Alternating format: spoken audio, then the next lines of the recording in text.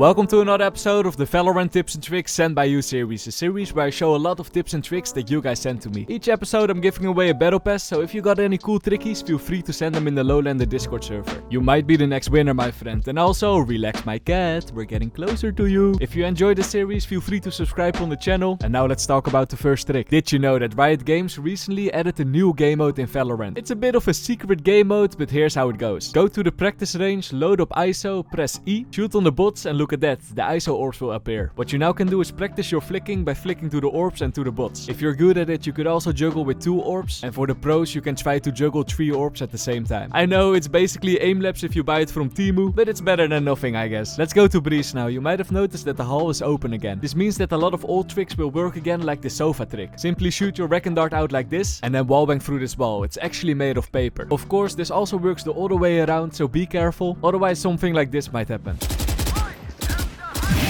Now let's talk about Cypher. Here's a cool mechanic about this cage that I never knew about. Sometimes you just want a very quick cage on the ground, so you drop it in front of you and then activate it. But this takes actually some time. Instead, if you want your cage to be activated immediately, you could press F and hold it down even before you throw down your cage. Then throw it while aiming at your cage and then it will activate it as soon as it hits the ground. This mechanic is especially nice if you hear enemies are pushing you and you need to get out of a corner really quickly. Every second counts in that case. Now look at this clip.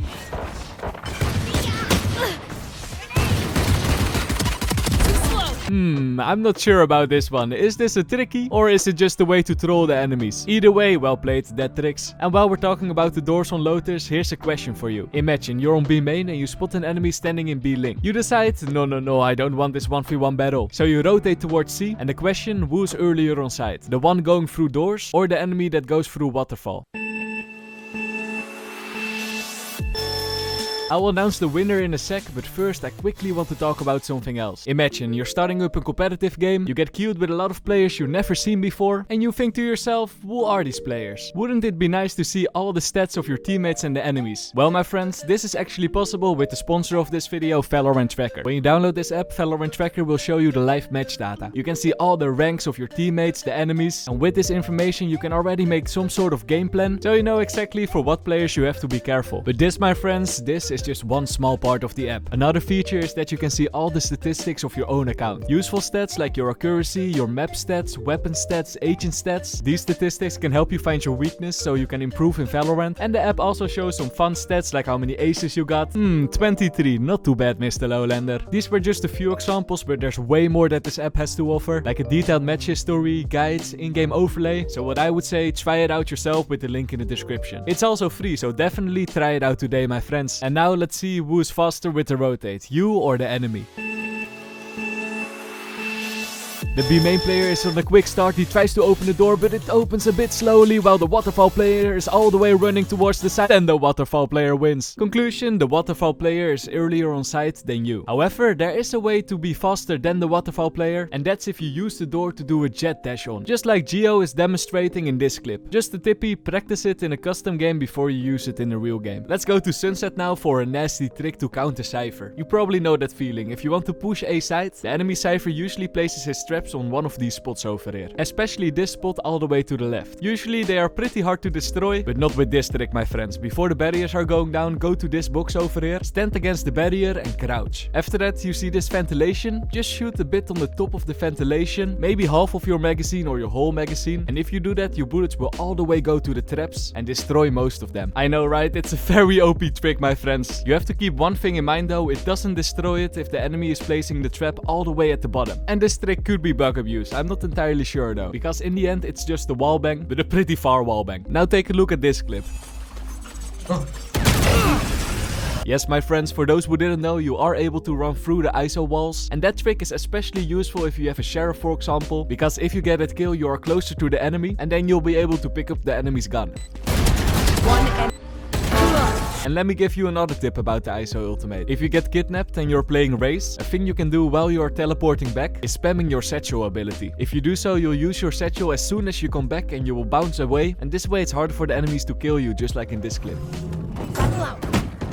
Phew, that was a close one. Another ability you should spam while going back from the ISO ultimate is the chamber teleport. If you were in range before ISO kidnapped you, you will teleport instantly when you come back. Now let's go to Icebox for a cool tricky with the window. If you are feeling risky with Neon, you can actually jump on the window and then jump all the way to ramp. As you see by my gameplay, I'm a bit rusty at this trick, but if you practice this jump a lot, then it's possible to bunny hop on the window and jump in one go. Shout out to Cheese Apprentice for showing this trick, even though his teammates want him to join the game. Appreciate it, my friend. Also, you won this video's battle pass, so it was probably worth it. And while we're talking about Neon, here's a cool Neon trick on Lotus. At least I think it still works, I'm not entirely sure. But if you go to this corner on the pit, you have to press A, dash, and then press W in that order, and then you will boost yourself on top of the pit. It's a cool trick, but to be honest, I couldn't figure it out. Maybe it's because it's fixed, but I think it's a skill issue at my part. Let me know if you can do this trick, and if you do, you might get cool clips like this one.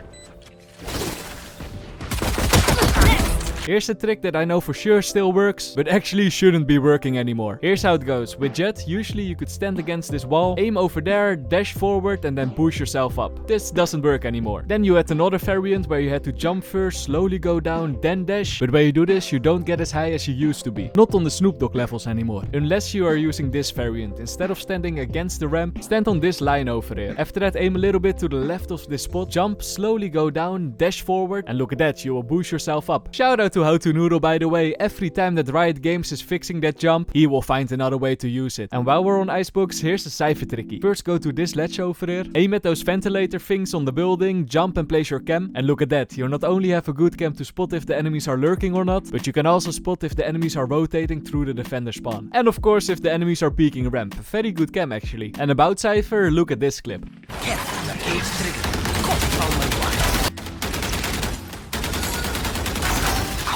Kill my ally! One enemy remaining.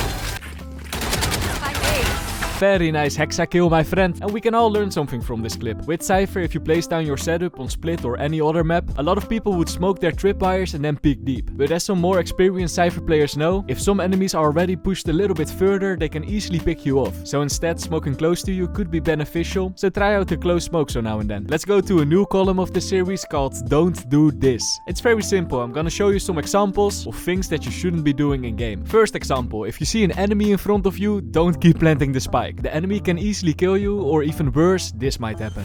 Wall raised. Spike planted. Satisfied. My ultimate is ready. Yup, because of the nicely placed stage wall, Kutabateru went for a ninja defuse and he won the round in a 1 versus 5. Well played. Next example, if you play against an Omen, always use your ears and let one teammate watch your back or this might happen. One enemy. No way. Next one, don't jump out of hookah without checking underneath. Even if there's a smoke Reyna, just check it for like 1 second at least. See ya. One spike down. And the last one, don't miss your first shot or the enemies might crouch underneath your spray. A lot. What? Was weiter? Yup, MrLowlander, that feels bad, man. Anyway, this is the end of the video. Shout out to everyone who submitted the trick. I hope you learned something and I see you guys in the next one. Peace.